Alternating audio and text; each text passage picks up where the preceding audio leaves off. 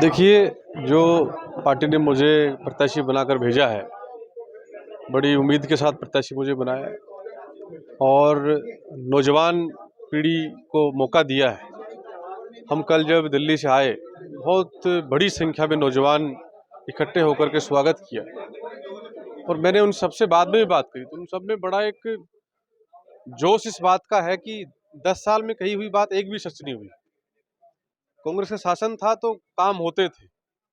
इन 10 सालों में केवल बात हुई है और अब केवल बात से पेट नहीं भर रहा।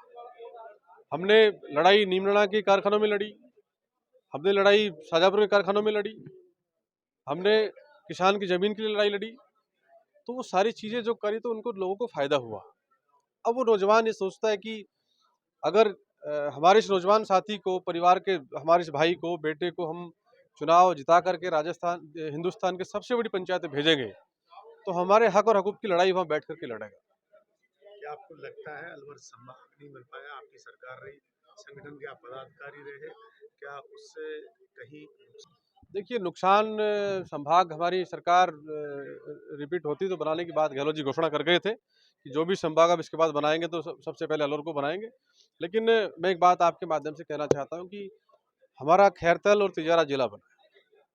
अब ये भारतीय जनता पार्टी के लोगों ने रिव्यू में उस जिले को ले रखा है। बीच में उन्होंने एसपी को हटा करके भिवाड़ी के एसपी को चार्ज दे दिया था। इनकी मनसा झलक गई थी कि जिले को तोड़ना चाहते हैं। जब लोगों में चर्चा हुई तो उन लोगों ने उसको वापस से एसपी वहां लगाने का काम किया है। तो ये लोग तो बनाने का काम नहीं तो तोड़ने वाले लोग हैं।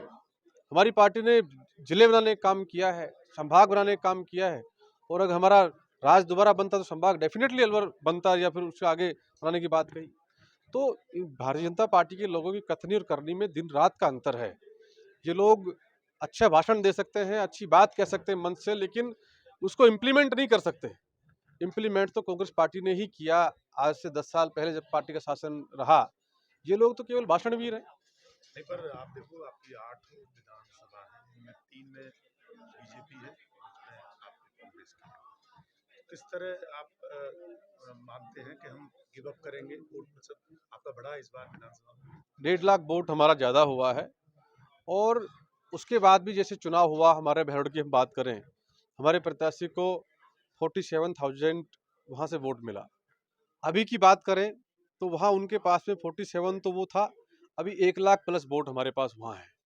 मैं ईमानदारी से एक बात, जिम्मेदारी से एक बात कह रहा हूँ आपके सामने कि जो परिणाम पिछले चुनाव में, उससे पिछले चुनाव में रहा, बहरोड मुंडावर से बहुत ज़्यादा नुकसान हमें रहा। अब वहाँ से कांग्रेस पार्टी को बढ़त मिलेगी और बाकी हमारे सीनियर नेता हमारे हैं, सब लोगों ने अपने अपने क्षेत्र में काम किया है, लोगों से संवाद कर रहे हैं और लोगों का मन बन चुका है। अब भले ही बीजेपी के लोग कुछ भी प्रोपेगेंडा फैलाते रहें, लेकिन आज ये माहौल जिले में बन चुका है कि कांग्रेस को वोट देंगे और स्थानीय आदमी को वोट देंगे, जो आदमी उनको सस्ती अप्रोच में मिल सकता हो। मैंने कहा कि जो जिनको प्रत्याशी बनाकर भेजा, 10 साल वो लोग शासन में रहे, वो मंत्री भी रहे, अलवर जिले में कोई विकास का एक काम कराया हो तो बताएं। क्या 10 साल उनके सांसद यहाँ रहे तो वो एक काम कोई किया हो तो बताएं। जो हमारी सरकार में जो योजनाएं बनी थी, उल्टा उनको रोकने का उन लोगों ने काम किया है।